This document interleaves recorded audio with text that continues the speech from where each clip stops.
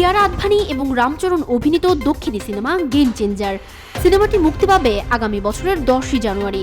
এ শঙ্কর পরিচালিত এই সিনেমা হতে চলেছে বলিউড এবং দক্ষিণ ফিল্ম ইন্ডাস্ট্রির মেলবন্ধন। সিনেমাটি নিয়ে ভীষণ উত্তেজিত পরিচালক থেকে অভিনেতা অভিনেত্রী সকলেই।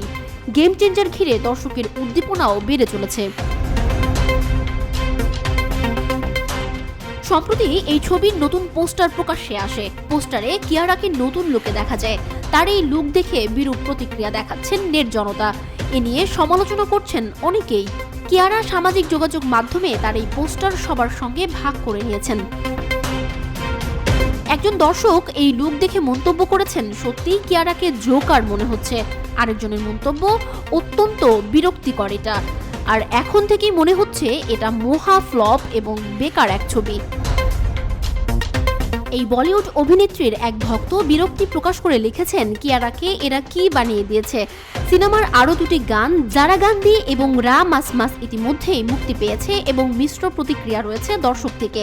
সিনেমাটি তামিল এবং হিন্দি দুই ভাষাতেই মুক্তি পাবে।